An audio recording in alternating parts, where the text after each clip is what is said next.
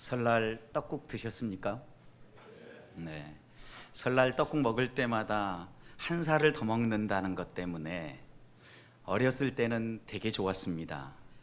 그런데 이제 나이가 들어가니까 한 살 더 먹는다는 것이 상당한 무게감으로 다가오니까 떡국 먹고 한 살 더 먹어라 그러면 어렸을 때는 한 그릇 더 먹어서라도 한 살을 더 먹고자 했는데 이제는 한 그릇 더 먹어가지고 혹시 나이가 한 살 더 먹을 리는 없는데 또 나이가 더 먹어질까봐 먹는 것조차도 절제하곤 합니다.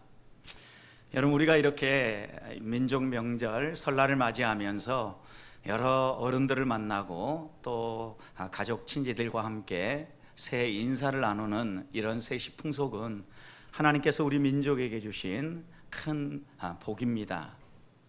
무엇보다도 이 아시아 권역에 있는 사람들이 음력 명절을 세면서 새해를 두 번 맞이하는 복을 누리지 않습니까? 양력으로 새해를 한 번 맞이하고 또 음력으로도 새해를 또 맞이하면서 약 한 달 내지 두 달이 지나갈 즈음에 다시 한 번 더 새해를 시작하는 기분으로 한 해 계획하고 목표한 바를 잘 이루며 나아가고 있는지 약 한 달여 기간이 지나면서 우리의 삶을 돌아볼 수 있는 좋은 기회도 얻는 것 같습니다. 여러분, 이렇게 설 명절 맞이하면서 되돌아보니까 한 해 출발 잘했는데 잘 가고 계십니까? 만약 잘 가고 있다고 마음속으로 대답이 되어지면 올 한 해 연말까지 그 마음 쭉 유지하고 오히려 오늘보다는 내일 하나님을 더 갈망하고 하나님을 더 사랑하며 하나님을 닮아가는 우리 보백교회 성도들이 되시기를 주님의 이름으로 축복합니다. 우리들이 이렇게 설 명절 행복하고 기쁘게 시작하는데 이렇게 좋은 점도 있지만 설 명절이 되면 빠지지 않고 우리에게 들려오는 소식이 있습니다. 그것은 가정 안에 은근히 드러나는 갈등들이지요. 가족 관계 속에서 피할 수 없는 고부 간의 갈등, 그리고 또 형제들 간의 은근한 시샘, 그것 때문에 우리의 마음속에 생기는 여러 불편함이 때때로 이런 명절의 좋은 풍속을 오염시키기도 하고 색을 발하기도 합니다. 여러분, 이런 명절 보내시면서 혹시 여러분들은 어떤 것이 하나님께서 이 명절을 통하여 내게 주신 은혜이고 복이라고 생각하십니까? 하나님께서 항상 우리에게 어떤 것을 주실 때에는 놀라운 은혜와 복, 이런 누릴 수 있는 권리도 주시지만 또 하나는 마땅히 감당해야 될 의무도 치르게 하시지요. 여러분, 우리가 이 땅을 살아갈 때에 누군가가 수고하고 애써주고 헌신하는 사람이 있으니까 누릴 수 있다는 것 항상 생각하죠. 설 명절에 맛있는 음식 드셨습니까? 맛난 음식 드실 때마다 누군가가 이 음식을 준비하기 위해서 수고하고 애썼기 때문에 우리가 이것을 누릴 수 있는 거 아닙니까? 그런 점에서요, 은근히 또 가정 안에서 열심히 음식을 준비하고 장만하는 사람의 수고로움 이면에는 그것을 누리는 사람의 행복도 함께 있는 거죠. 그래서요, 어떤 일이든 우리가 살아가는 세상의 일들을 보면 하나님이 주시는 놀라운 은혜와 복, 누릴 수 있는 권리, 이런 것도 있지만 또 우리가 마땅히 해야 될 의무들도 있다는 것 꼭 기억하잖아요. 하나님이 우주 만물을 창조하고 인간을 지으셨습니다. 그리고 인간에게 하나님이 주신 첫 번째 복은요, 이 땅에 하나님이 창조하는 모든 피조 세계들을 누리면서 생육하고 번성하고 땅에 충만하라는 거예요. 여러분, 우리가 땅에 생육하고 번성하고 충만하기 위해서 하나님이 제공해 주시는 온갖 채소들과 실과들을 먹지 못한다면 어떻게 우리가 건강한 삶을 살 수 있겠습니까? 하나님께서 하나님의 자녀로 하나님의 형상을 따라 지음받은 존재로서 마땅히 이 땅의 모든 것들을 누리도록 하나님이 제공해 주고 있는 거죠. 특권이지요, 권리이지요. 여러분, 그런데 그와 동시에 하나님께서는요, 생육하고 번성하고 땅에 충만하라고 말씀하실 때 이 땅에 있는 모든 피조물들을 다스리고 관리하도록 의무를 지어주셨죠. 그래서 아담이 제일 먼저 한 일이 무엇입니까? 자기 눈에 보이는 모든 피조 세계의 동물들의 이름을 하나하나씩 지어주지요. 그것만이 아니죠. 또 아담은 이 땅을 잘 일구어서 이 땅에 더 하나님의 손길과 하나님의 다스림이 드러날 수 있도록 관리해야 되는 책임도 가지고 있었죠. 여러분, 이런 권리와 책임은, 의무는 항상 같이 붙어 다닌다는 겁니다. 여러분, 인간관계를 형성해 줄 때도 이 두 가지가 같이 옵니다. 하나님께서 모든 피조물들을 창조해 주시고 피조물들을 보니까 모두가 다 짝이 있는 거예요. 그런데 사람만 짝이 없었어요. 아담이 홀로 있는 게 보기 좋지 않았기 때문에 하나님이 짝을 창조해 주시죠. 그리고 이 짝을 아담에게 데려다 주십니다. 그때 아담은 이 짝을 보면서 내 뼈 중에 뼈라 이렇게 이야기를 했고, 또 그 하와와 한 몸을 이루어서 이 땅 가운데에서 하나님이 주시는 행복을 누리며 살게 되죠. 어떻게 보면 부부는 이렇게 하나님의 은혜 가운데서 살아가는데, 부부에게 하나님이 주신 특권, 권리, 누림과 함께 감당해야 될 책임을요, 돕는 배필이라는 단어 속에 담아주셨어요. 하나님의 에덴 동산에서 두 사람을 결혼 주례해 주시면서 당부해 주신 말씀이죠. 돕는 배필로 그들을 하나님이 세워주셨어. 근데 우리는 돕는 배필이라고 할 때 오해하지 말아야 될 것은, 남편은 아내에게 돕는 배필이 돼야 되고 아내는 남편에게 돕는 배필이 돼야 된다는 겁니다. 근데 많은 경우 우리가 어떻게 생각을 하냐면, 남편은 누리는 사람이고 아내는 돕는 배필이라고 생각을 한다는 겁니다. 그러다 보니까 어떻게 생각해 보면, 하나님이 누릴 권리와 또 섬겨야 될 의무를 주셨는데, 누릴 권리만 주장을 하고 섬길 의무들을 놓쳐버릴 때가 많아요. 그러면요, 가정 안에 갈등이 생기지요. 아마도 아담이 범죄하기 전에는, 사단의 유혹에서 넘어지기 전에는 부부가 함께 이렇게 돕는 배필로 서로의 부족한 부분들을 잘 채워주면서 좋은 인간관계를 맺으며 살았던 겁니다. 그런데 이 돕는 배필의 관계에 금이 간 이유가 무엇입니까? 죄가 들어옴으로 그렇게 되었죠.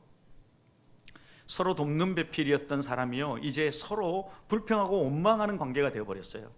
당신 때문에 선악과를 따먹게 되었고 당신 때문에 죄를 짓게 되었다는 거고, 여러분, 그러다 보니까 서로 핑계하고 불평하고 서로 이 사랑의 관계에 금이 가면서요, 하나님이 주시는 의무는 사라져버리고 서로 누리려고 하는 권리만 주장하는 관계가 되어버린 겁니다.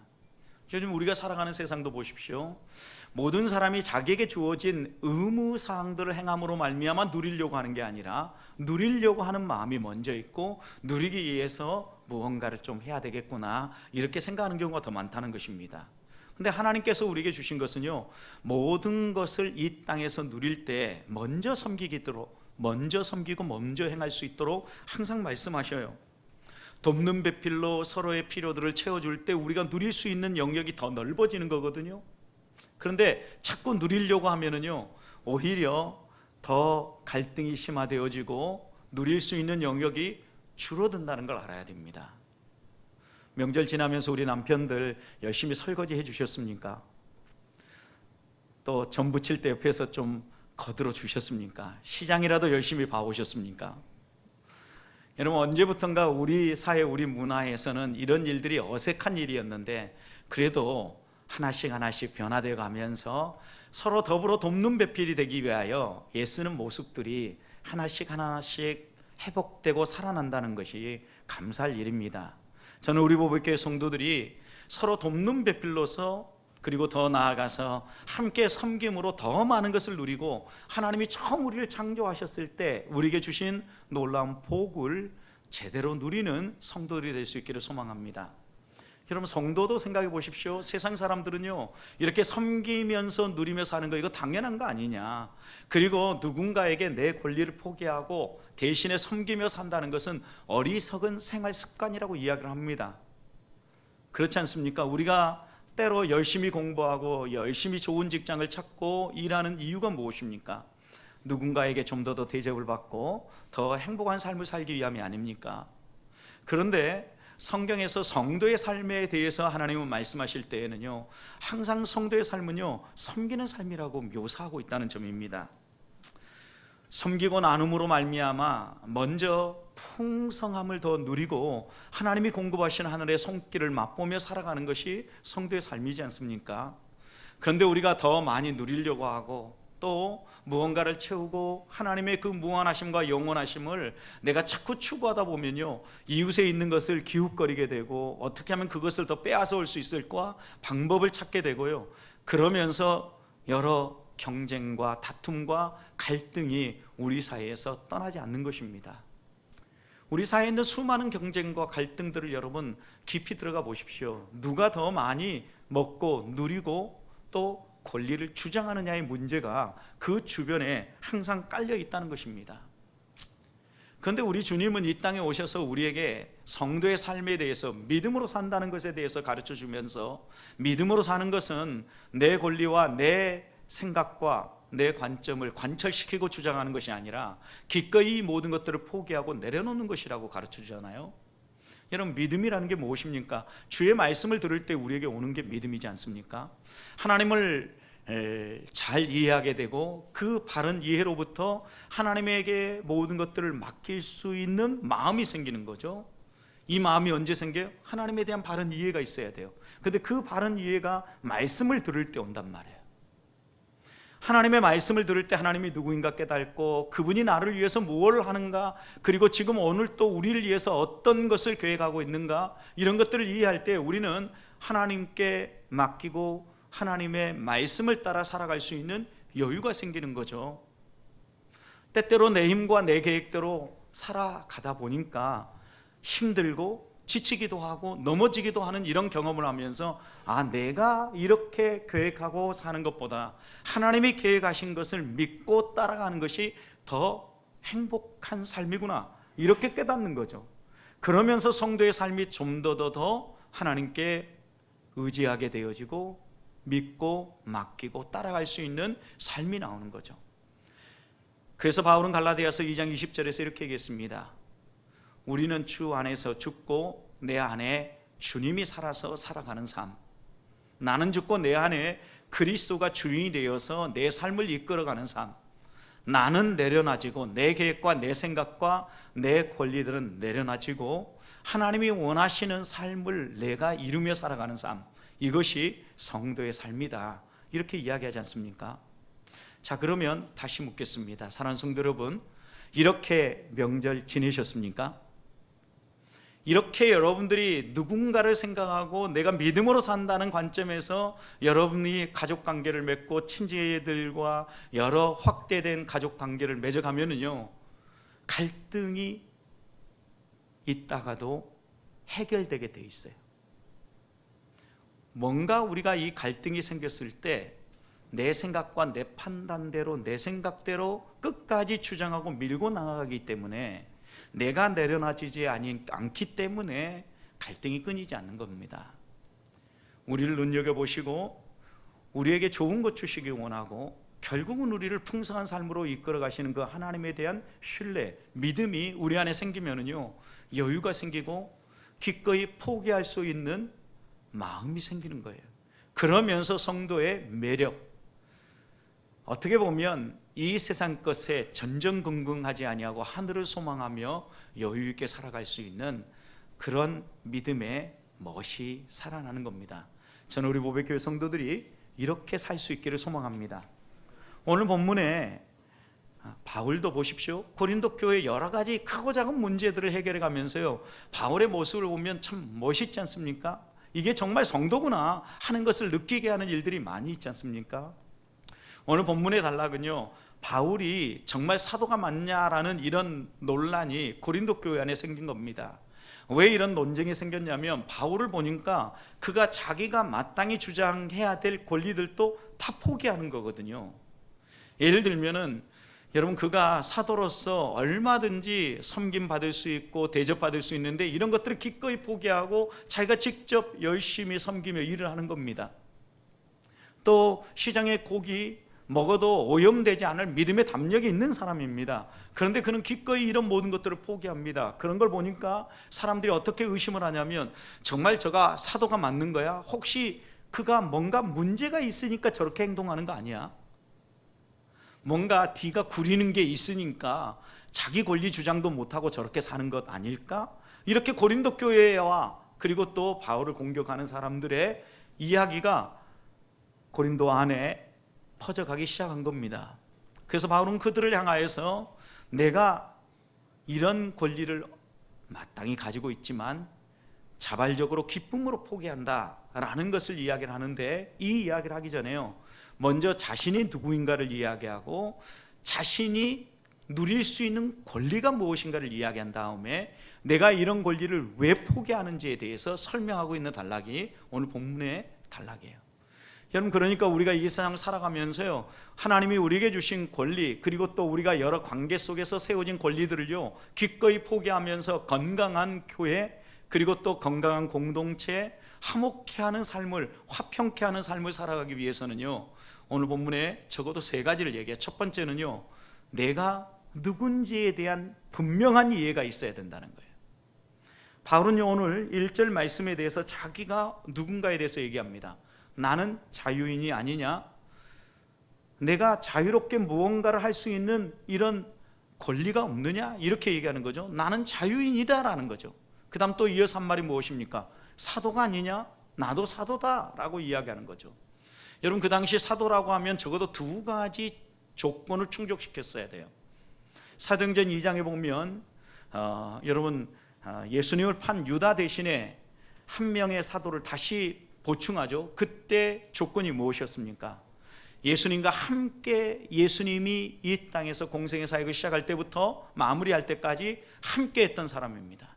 예수님과 함께 있는 사람, 예수님을 직접 만난 사람이라는 거죠. 또 하나의 사도의 조건은요, 그 예수님에게 직접 파송을 받은 사람이에요. 그 예수님의 사명을 받고 파송을 받은 사람이에요. 적어도 이 두 가지 조건이 충족되어지면 사도라고 불림받았는데, 오늘 1절 이어지는 말씀을 보세요. 1절 말씀 보면 내가 예수 우리 주를 보지 못했느냐? 여러분, 보았다는 게 보지 못했다는 거예요. 보았다는 거죠. 바울이 어디에서 봤습니까? 다메섹에서 예수님을 만났죠. 햇빛보다 더 밝은 빛 가운데 나타나셔서 나는 내가 핍박하는 예수다라고 이야기하면서 예수님이 직접 자신을 나타내 보여주셨죠. 그러니까 내가 주 예수님을 보지 못했느냐? 나도 예수님을 만났다라고 이야기를 하는 거죠. 그 다음에 또 이어서 보십시오. 주 안에서 행한 나의 일이 너희가 아니냐? 이 말의 의미가 뭐예요? 지금 고린도 교회가 어떻게 세워졌느냐? 내가 복음을 전하고 사도로서 생명의 복음을 너희에게 나눠줌으로 말미암아 너희가 믿게 되었고 너희 안에 교회가 세워진 거 아니냐? 그러니 나의 행한 일의 열매인 너희가 나의 사도의 증거가 아니냐 이거죠. 그래서 이어지는 2절 말씀 보세요. 다른 사람에게는 내가 사도가 아니라고 혹시 말할지는 모른다. 그렇지만 너희에게는 내가 분명히 사도다 라고 이야기하고 있는 거죠. 도대체 이런 권리도 가지지 않는 사람이라고 오해하고 있을 때 바울은 먼저 자신이 누구인가에 대해서 분명히 이야기해요. 나도 얼마든지 권리가 있다는 걸 이야기하기 전에 자신이 누구인가를 먼저 이야기하는 거죠. 다메섹에서요, 여러분, 바울은 예수님을 직접 만났을 뿐만 아니라 예수님께서 바울에게 이렇게 얘기하죠. 너는 앞이 보이지 않을 때 조용히 한 집에 들어가서 머물러라. 그러면 내가 보낸 사람이 너가 해야 될 일을 가르쳐 주리라. 이렇게 이야기하셨죠. 그리고 하나님은요, 누구를 세우십니까? 아나니아를 세웠습니다. 아나니아를 보내십니다. 아나니아가 가서 손을 들어서 안수하고 축복하고 기도할 때 그의 눈에서 비늘 같은 게 벗겨졌을 뿐만 아니라 성령의 충만함이 임합니다. 그러면서 아나니아를 통하여서 하나님이, 예수님이 바울에게 주신 사명이 무엇인가를 이야기하죠. 너는 이방인과 임금들과 또 유대인들을 위하여서 택한 나의 그릇이다. 그러니까 이방인들, 또 이방의 임금들, 그리고 유대인들에게 복음 전하라는 파송을 받은 거죠, 여러분. 결국 이 두 가지의 근거에서 바울은 나는 분명한 사도가 맞다. 라고 이야기를 하고 있는 겁니다. 성도 여러분, 여기서 우리들 또 생각해야 될 것이 있습니다. 우리들이 이 땅을 살아가면서 내가 누릴 권리를 생각을 할 때는요, 내가 누구인가가 먼저 정의가 돼야 돼요. 여러분, 내가 누군가가 정의되려고 하면 나는 예수님을 만났는가가 첫 번째 물음이에요. 내가 예수님을 만나서 예수님을 나의 삶의 구주, 구원자와 주님으로 모시고 살아가고 있는가예요. 여러분, 구원자라는 것은요, 예수님이 나의 삶의 주권자라는 의미이기도 하고 예수님이 내 삶의 소망이라는 고백이기도 하죠. 내 삶이 이 땅에서 전부가 아니라, 이 땅에서의 삶으로 끝나는 것이 아니라 죽음 이후에 영원한 생명이 있다는 사실을 믿는 사람이죠. 그렇기 때문에 예수 그리스도를 바라보면서 죽음 너머의 영원한 생명을 소망하면서 예수 그리스도의 십자가의 구속으로 말미암아 나도 영생의 복락을 누릴 수 있는 사람이 되었다라고 믿는 거죠. 이게 예수님을 만난 거죠. 여러분, 이런 예수님을 만난 자기 경험, 거듭남이죠. 거듭남. 이 거듭남이 없이 내가 누구인가를 알 수 없습니다. 대가 앞에 서보면 내가 얼마나 보잘것없는 존재인가를 깨닫게 되는 것처럼 우주 만물을 창조하고 생명의 주관자이신 하나님 앞에 내가 서보면 내가 누구인가가 선명하게 드러나는 거죠. 하나님의 은혜가 없이는, 하나님의 도우심이 없이는 살아갈 수 없는 존재라는 분명한 이해가 생겨나는 겁니다. 그것만이 아니죠. 하나님이 나를 이렇게 구원하시고 나를 부르신 이유가 선명해지면은요, 내가 어떻게 살아야 될 것인가도 금방 그 다음 이어서 나오는 거죠. 하나님이 우리를 불러주신 것은요, 마치 바울을 이방인과 임금들과 유대인들에게 복음 전하는 전도자로 하나님이 선택해 주신 것처럼 하나님이 우리를 부르실 때에도 우리를 통하여서요, 예수님이 누구인가가 믿지 아니하는 사람들에게 나눠지고 흘러가기를 원하시는 마음이 있기 때문에 우리를 먼저 불러주신 거죠. 나에 대한 이해가 분명해지면은요, 내가 마땅히 해야 될 것은요 무엇인지, 또 내가 누릴 수 있는 권리는 무엇인지 분명해지는 겁니다. 사랑하는 성도 여러분, 내가 하나님의 자녀로서 하나님의 약속하신 자녀의 특권들, 하나님 앞에 나아가서 아빠, 아버지라고 부르짖는 특권, 내가 아버지 앞에 나아가서 부르짖을 때마다 때를 따라 공급해 주시고 내 삶을 책임져 주시는 이런 특권, 우리 모두가 기대하고 있잖아요. 그런데 이런 특권을 누리기 전에 먼저 하나님 앞에서 내가 누구인가를 기억하고 그 은혜에 먼저 감사할 수 있기를, 하나님이 나를 분명히 부르셨다고 하면 부르심의 이유가 있는데 무엇 때문에 부르셨는지를 놓치지 아니하고 하루를 살아가면서 우리의 삶을 통하여서 하나님이 주시는 권리와 특권이 살아나는 이런 성도의 삶을 사시기를 주님 축복합니다. 두 번째입니다. 바울은 자기가 누구인가에 대한 분명한 이해를 정의하고 난 다음에 자신이 가지고 있는 권리에 대해서도 오늘 본문에서 이야기를 하죠. 오늘 본문 3절 말씀을 보면 나를 비판하는 사람들, 내가 사도가 아니라고 이야기하는 사람들에게 내가 변명할 것이 많다라고 얘기하면서 자신이 가지고 있는 권리를 4절, 5절, 6절에서 얘기하죠. 첫 번째 권리 4절에 뭐라고 그랬습니까? 먹고 마실 권리가 왜 내게는 없겠느냐라는 거예요. 여러분, 나도 얼마든지 구원받아 하나님의 백성으로서 이 땅에서 먹고 마시고 누릴 권리가 있다는 거예요. 시장에서 파는 고기 먹어도 아무런 문제가 되지 않는다는 겁니다. 그렇지만 내가 기꺼이 이 먹고 마실 권리를 내려놓는 이유 너에게 설명했지 않느냐는 거예요. 두 번째, 또 그가 가지고 있는 권리가 무엇입니까? 5절 보십시오. 순회 사역을 할 때 믿음의 아내를 데리고 다닐 권리가 왜 내게는 없겠냐는 거예요. 주의 형제들처럼, 주의 형제라면 누굽니까? 예수님의 동생들이죠. 주의 형제들처럼, 그리고 게바처럼, 그리고 그 당시에 많은 순회 사역자들처럼 내가 믿음의 아내, 믿음의 자매를 데리고 다니면서 섬김받고 대접받을 권리가 왜 없겠냐는 거예요. 그런데 왜 내가 이걸 포기하겠느냐는 거죠. 나에게도 마땅히 이런 권리가 있다는 거죠. 6절, 또 그에게 세 번째 권리를 뭐라고 얘기했습니까? 생계를 위해서 나도 일하지 않을 권리가 왜 없겠냐라는 거예요. 나도 생계, 내 먹고 사는 것 책임지기 위해서 열심히 수고하고 애쓰며 노력할 게 아니라 제공받는 것, 섬김받으면서 복음전도 사역에 집중할 수 있는 얼마든지의 권리가 있다라는 거예요.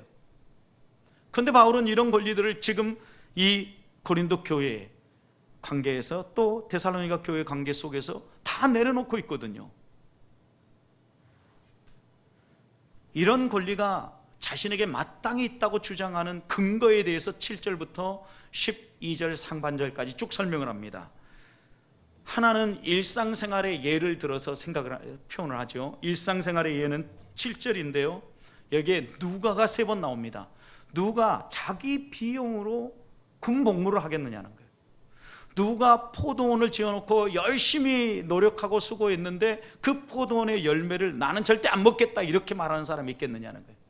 또 누가 목자가 되어서 양떼를 열심히 돌보는데 그 양에서 나는 젖을 먹지 않겠다고 말하는 사람이 있겠느냐.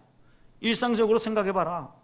군복무를 하는 군인이라고 하면 자기 비용이 아니라 국가가 제공하고 또 공동체가 제공하는 비용을 통하여서 군인의 역할을 감당하고 나라를 지키는 의무들을 감당하지 않느냐는 거죠. 또 포도원을 가꾸고 포도원을 돌보는 일꾼이라고 하면 열심히 돌보고 난 다음에 거기에서 얻은 수확을 따라서 먹을 권리가 왜 없겠냐는 거예요. 먹을 권리가 당연히 있지 않겠느냐라는 거죠. 또 양을 돌보는 목자라고 하면 그 양을 양육하면서 기르면서 그 양에서 나오는 부산물들, 젖을 짜서 먹을 권리 마땅히 있다는 거예요. 그러니 자신은 이런 여러 가지 조건을 볼 때 얼마든지 누릴 권리가 있다라는 걸 이야기하고 있는 거죠. 또 하나 8절부터 11절에서 예를 들죠. 성경도 이걸 이야기한다는 거예요. 성경도 사람들의 예로만 내가 말하는 것이 아니라 구약의 율법도 이렇게 얘기했는데, 구약의 율법이 뭐라고 이야기한 걸 인용합니까? 일하는 소에게 그 입에 망을 씌우지 말라는 거예요. 근데 많은 사람이 이 말씀을 이해할 때 소를 이해해서 하나님이 이 말씀을 주신 것으로 이해한다는 거예요. 근데 바울은 이렇게 이야기합니다. 야, 그 말씀이 소를 위해서 주신 말씀이겠느냐는 거예요. 그렇지 않다는 거죠. 누구를 위한 거예요? 우리를 위한 거라는 거예요. 우리 사람을 위한 거라는 거예요. 여러분, 추수를 한다. 그럴 때 이 추수를 열심히 추수해가지고 소에게 먹이려고 추수하겠느냐는 거죠. 추수하는 일꾼의 소망이 뭐냐는 거죠. 자기가 수고하고 애쓴 것을 누리기 위함이고 소는 그것에 사용되어지는 거죠. 그러면서요, 소를 위함이라기보다는 우리를 위하여서 이 추수를 할 때 소가 도와주는 역할을 하는데, 적어도 이런 도와주는 역할을 할 때 소도 주변에 떨어진 이삭들을 주워 먹을 최소한의 권리들은 주고 있는 것이다. 그러나 그것은 소를 위한 말씀이 아니라 너희를 위한 하나님의 마음이다, 이렇게 이야기하고 있는 거죠. 이 말씀을 통해서 바울은 11절 12절에 3번 더 이렇게 얘기한 겁니다. 내가 너희들에게 신령한 것을 뿌렸는데 너희들을 통하여서 육적인 것을 거두며 누릴 권리가 왜 없겠냐는 거죠. 그 당시에 순회 사역자들이 열심히 말씀 사역을 하고 말씀을 전하고 난 다음에 이 땅의 여러 필요들을 공급받는 것, 생계에 필요한 먹거리들과 여러 필요한 물질들을 공급받는 것, 이거 당연한 거 아니냐라는 거죠. 그리고 그 당시 초대교회는요, 2가지 습관이 있었는데, 손님을 대접하는 습관과 또 우리가 이웃을 만났을 때 이웃에게 너그럽게 관대하게 대해주는 습관이에요. 이런 습관을 따라 생각을 해봐도 우리가 너희에게 손님으로 지나가는 나그네처럼 또 거기에다 복음을 전하는 사람으로 너희가 하나님의 교회, 하나님의 백성이 될 수 있도록 이끌어주는 이런 역할을 감당한 사람으로서 섬김받으며 먹을 권리, 누릴 권리 얼마든지 있다. 그런데 우리가 이런 권리를 기꺼이 포기하고 있는 것이다 라고 이야기하고 있는 거죠. 성도 여러분, 우리는요, 어떤 우리가 가지고 있는 권리를 포기하면요, 사람들은 오해해요. 내가 그런 자격을 갖추지 못해서 그런 권리를 누리지 않는 것처럼 착각한다고요. 여러분, 그런데 우리들이 하나 놓치지 말아야 될 것은, 우리가 그런 권리들을 내려놓고 포기할 때 얼마든지 그런 권리가 있음에도 불구하고 이런 권리를 내려놓을 때 나름의 이유가 있다는 걸 알아야 합니다. 우리가 이 땅을 살아가면서요, 누구에게나 하나님이 주시는 권리와 특권 분명히 있다는 사실을 기억하면서요, 우리가 다른 사람을 대접할 때에는요, 그런 누릴 권리를 인정해 주라는 거죠. 마땅히 제공해 주라는 거예요. 이거 그 사람이 이런 권리를 누리고자 하지 않으니까 저 사람은 분명히 뒤가 구린 게 있는 거야, 뭔가 문제가 있기 때문이야, 이렇게 오해하고 착각하지 말라는 거죠. 여러분, 우리가 성도로서 누군가가 그런 것을 누려야 된다라고 생각하면 최선을 다해서 섬기고 누릴 수 있도록 제공해 주는 것, 이것이 성도가 이 땅을 살아가는 마땅한 삶이에요. 오늘 우리가 가정 안에서 생각해 보세요. 자녀와 부모의 관계에서도 자녀가 누려야 될 것이 있다고 하면 부모로서 어떻게 해서든지 준비해서 그것을 누릴 수 있도록 제공해 주고자 애를 쓰지 않습니까? 우리 하나님 아버지도 우리가 이 땅을 살아가면서 하나님의 자녀로서 마땅히 누려야 될 권리들에 대해서는 얼마든지 누릴 수 있도록 제공해 주시는 분이심을 믿어야 합니다. 그리고 이 믿음을 가지고 우리가 살아갈 때 우리가 만나는 사람들에게 마땅히 내가 제공해 주어야 될 섬김이 있다고 하면 그 사람의 자격 운운하고 판단하고 따질 것이 아니라 기쁨으로 섬기고 나눌 수 있는 이런 삶이 성도의 삶이라는 거죠. 왜요? 이런 부분들이 잘 되지 않으니까 바울이 지금 고린도 교회를 향하여서 자기의 정체성과 권리들을 먼저 이야기하고 있는 거죠. 마지막으로 오늘 본문에서 바울이 한 가지 더 이야기하는 것이 있습니다. 그러면 내가 왜 너희들에게 이런 권리가 마땅히 있음에도 불구하고 포기하는 이유가 뭔지 아느냐는 거죠. 12절 후반절을 보십시오. 그러나 우리가 이 권리를 쓰지 아니하고 범사에 참는 것은 그리스도 복음에 아무 장애가 없게 하려 함이라. 여기 보면 한 가지를 이야기하는 것 같지만 엄밀히 따지면 두 가지를 이야기하고 있는 겁니다. 우리가 이 권리를 쓰지 아니하고 범사에 참는다 그랬어요. 여러분, 첫 번째, 여러분, 바울은 범사에 참을 줄 알았어요.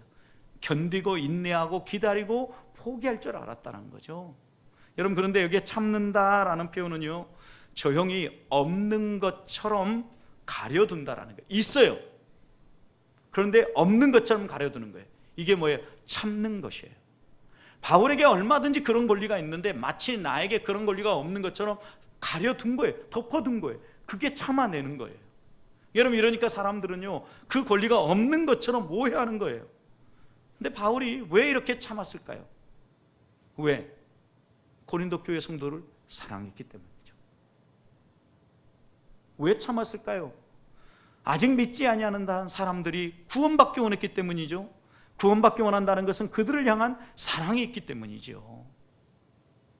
나만 잘 믿고 내 신앙생활, 내가 건강하게 사는 것이 내 신앙생활의 목표라고 생각하면 굳이 이런 삶을 살 필요가 없죠. 여러분, 데살로니가 교회에 가서도 그가 복음을 전할 때요, 열심히 자비랑으로 일하면서 복음을 전했어요. 그런데 데살로니가전서 2장 8절 말씀을 보면요, 우리가 이같이 너희를 사모하여 하나님 복음뿐만 아니라 우리의 목숨까지도 너희에게 주기를 기뻐함은 너희가 우리의 사랑하는 자가 되었기 때문이다, 이렇게 얘기하거든요. 그러면서요, 데살로니가에서는요, 자비랑으로 철저하게 사역을 해요.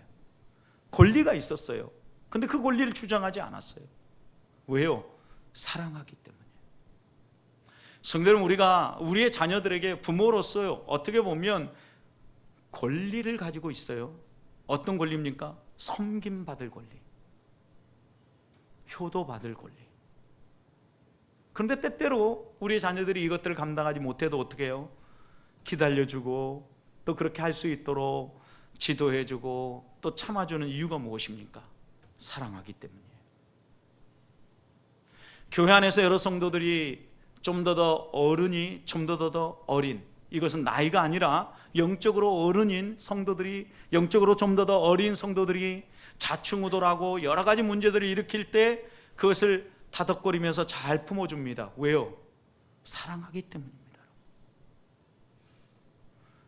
나도 그런 시간을 지나서 오늘 이 자리에 올라왔고, 시간이 흘러가면 나도 그렇게 다듬어졌던 것처럼 이들도 다듬어질 것이라는 걸 믿기 때문에 사랑하며 기다리고 있는 거죠. 여러분, 그러니까 바울이 기꺼이 자신의 권리를 포기할 수 있었던 것은요, 사랑 때문이었어요. 또 한 가지는요, 이어지는 말씀입니다. 그리스도의 복음에 아무 장애도 없게 하려 합니다. 이것은요, 주의 복음이 드러나고 하나님 나라가 드러나고 예수님이 증거되게 하기 위하여서 자신은 자신의 권리를 기꺼이 포기했다는 거죠.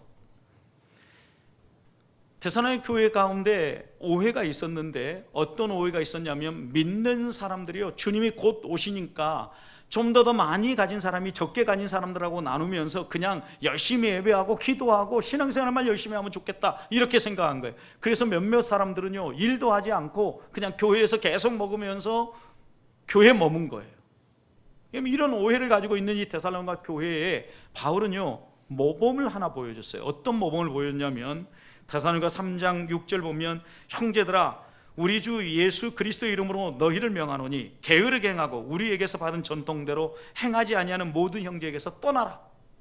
그러니까 게으르게 행동하고 내가 너희들에게 가르쳐준 복음의 말씀대로 살지 않는 사람들을 떠나라고 이야기를 하면서 이렇게 얘기합니다. 3장 7절 우리가 어떻게 우리를 본받아야 할지 너희가 스스로 아나니 우리가 너희 가운데서 무질서하게 행하지 아니하고 누구에게서든지 음식을 값없이 먹지 않고 오직 수고하고 애써 주야로 일함은 너희 아무에게도 폐를 끼치지 아니하려 함이니 우리에게 권리가 없는 것이 아니요 오직 스스로 너희에게 본을 보여 우리를 본받게 하려 함이라 그랬어요. 우리가 권리가 없어서 이렇게 자비랑으로 일한 게 아니라 지금 복음을 전하는데 집중해도 시간이 부족할 판인데 천막을 만들면서 이렇게 일하는 이유는 너희 가운데 규모 없이 살고 일하지 않고 다른 사람에게 붙어서 우리는 이런 걸 빌부터 먹는다 그러죠. 여러분 이런 행동을 가지고 있는 사람들의 행동을 고치고 그들을 바르게 살게 하고자 본을 보이고자 그랬다는 거예요. 여러분 그러니까 바울이 권리가 없어서 이렇게 행동하는 것이 아니라 복음이 증거되어지고 하나님 나라가 선포되어지고 마땅히 하나님의 백성의 본을 보여주기 위해서 때로는 자신이 가지고 있는 권리마저도 포기하기도 하고 내려놓기도 하는 거죠. 여러분 그래서 빌립보 교회에서는요 사역을 할 때 빌립보 교회가 기꺼이 바울의 사역에 필요한 물질과 양식을 제공해 주지 않습니까? 또 빌립보 교회가 시작되어질 때 여러분 그가 머물 숙소를 누디아라는 자주장사가 제공해 주잖아요. 이런 거 하나를 보면요 바울은요 모든 경우에 자신의 권리를 다 쓰지 않은 게 아니고 하나님 나라와 정말 하나님이 나를 통하여 그들에게 복음이 흘러가기 원하고 내가 그들을 사랑한다라는 증거를 보여줘야 될 때에는 기꺼이 그 권리를 포기할 줄 알았다는 거예요. 성도님 우리가 이런 생활 양식을 본받아야 합니다. 우리를 통하여서 하나님은 생명의 복음이 흘러가기 원합니다. 하나님이 어떤 분인가 선포되기를 원합니다. 그런데 우리가 권리를 주장하고 내 필요들을 강조하고 내가 마땅히 누려야 될 것을 누리며 살아갈 때 만약 하나님 나라가 좀 잘 소개되어지지 않고 예수님이 누구인가가 조금 잘 보여지지 않는다고 하면 기꺼이 그런 권리를 내려놓자라는 게 바울이 오늘 본문에서 우리에게 교훈한 바입니다. 설 명절 맞이해서 여러 가족들 또 친지를 만나면서 우리가 마땅히 누려야 될 권리가 있습니다. 남편들 한번 생각해 보십시오. 나는 열심히 나가서 바깥에서 일하고 열심히 돈 벌어 왔으니까 아내가 마땅히 나를 위해서 명절 음식 준비해 주는 것 맞다 이렇게 생각이 드십니까? 맞아요. 그런 권리가 있어요. 그런데 여러분 아내가 힘들어하고 또 아내가 이것으로 인하여서 좀 수고하는 것 같으면 그 마음이 느껴지면 사랑하는 마음이 있으면 어떻게 하라는 거예요? 도와주라는 거죠. 여러분 누릴 권리가 있지만 가장 가까운 예예요. 여러분 신앙생활 할 때도 똑같다라는 거예요. 우리가 복음을 증거할 때도 우리가 얼마든지 누릴 수 있는 권리가 있어요. 그런데 그것을 기꺼이 포기해야 될 때가 언제냐면 하나님을 소개하고 하나님 나라가 더 선명하게 증거되어지고 내가 사랑한다라는 이 사랑의 표현이 더 명확하게 전달될 수 있도록 때때로 우리의 마땅한 권리도 포기하는 삶을 살아라 라고 바울은 당부하고 있는 겁니다. 바라기는 오늘 하루뿐만 아니라 이번 한 주간 동안 내게 주신 권리가 하나님 나라를 소개하고 하나님 사랑을 선포하는 데 사용되고 있는지, 혹시 그 권리 때문에 이것이 오염되지 않는지 또 가려지지 않는지 살피면서 하나님의 뜻대로 우리의 삶을 살아가는 성도들이 되시기를 주님의 이름으로 축복합니다.